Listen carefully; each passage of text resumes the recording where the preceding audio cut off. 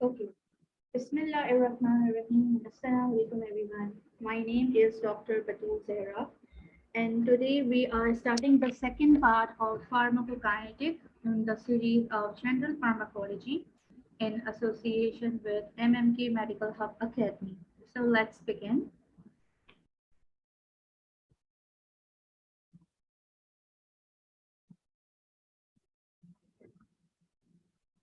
Okay. So today, first of all, we will going to study about bioavailability, which represent with the symbol of F. Bioavailability is basically the amount of unchanged drug that enters systemic circulation after administration and becomes available to produce pharmacological actions.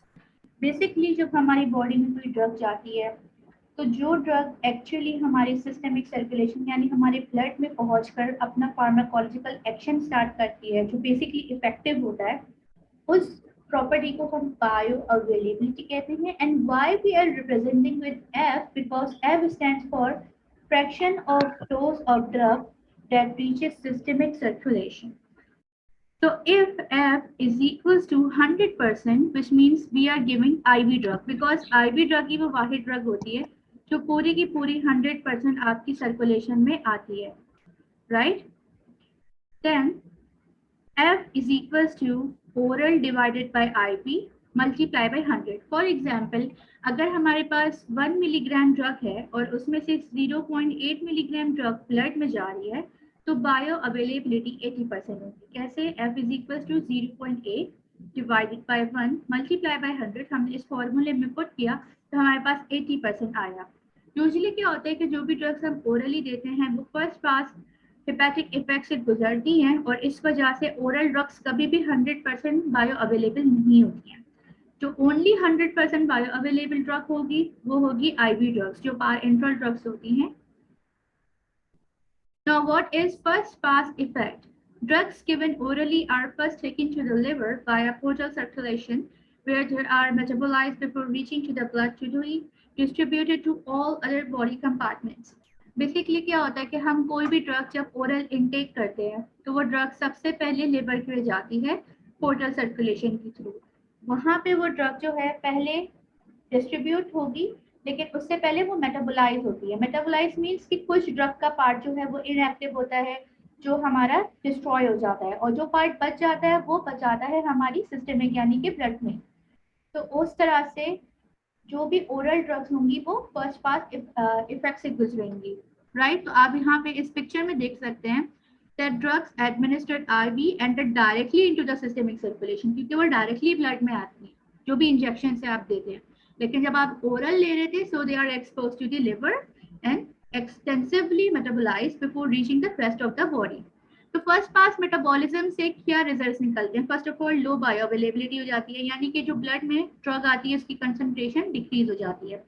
Secondly, जो drug की half life होती है वो reduce हो जाती है, और इस वजह से जितने भी ड्रग्स होते हैं जिनका फर्स्ट पास बहुत ज़्यादा एक्सटेंसिव है, यानी कि लेवल जिसको बहुत ज़्यादा डिस्ट्रॉय कर देगा, उन ड्रग्स को हम फिर इंजेक्टेबल फॉर्म्स में देते हैं, कभी भी ओरली नहीं देते.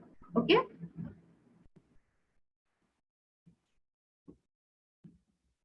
Okay, now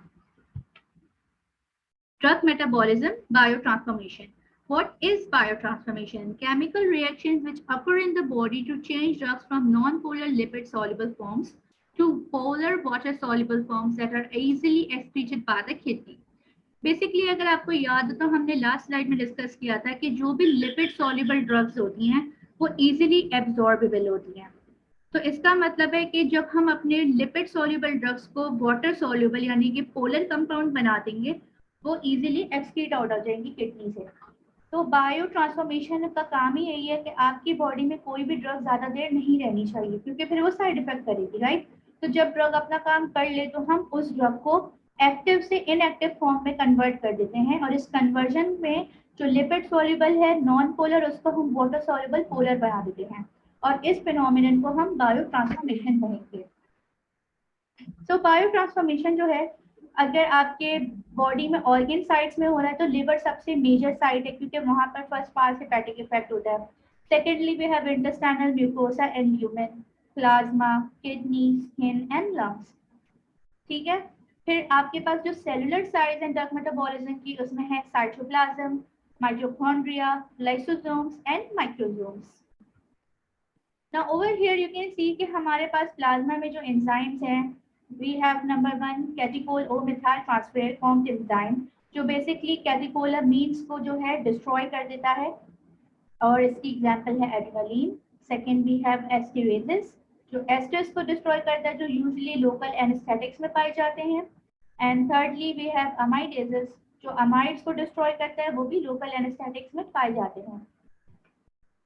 Then we will going to talk about the mitochondria. Mitochondria में आपके पास दो टाइप के एंजाइम्स हैं. पहला है N-acetyl transferase, which introduces acetyl group. Basically अपना acetyl group ऐड करके अपनी ड्रग को मेटाबोलाइज कर देगा. Second we have monoamine oxidase enzymes, ये भी कैटेकोलामीन्स की ऑक्सीडेशन कर देते हैं, which is basically adrenaline.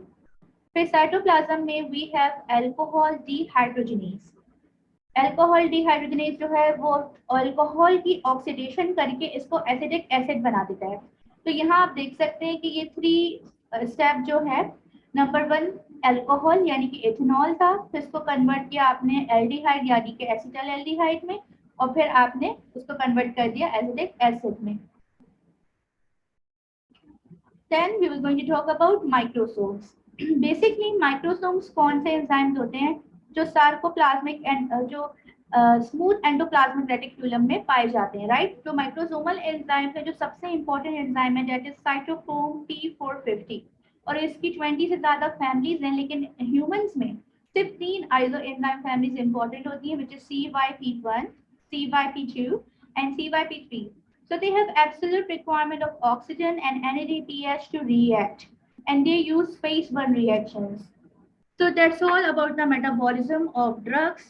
Thank you for attending the second lecture of pharmacokinetics, and I hope you understand the lecture well.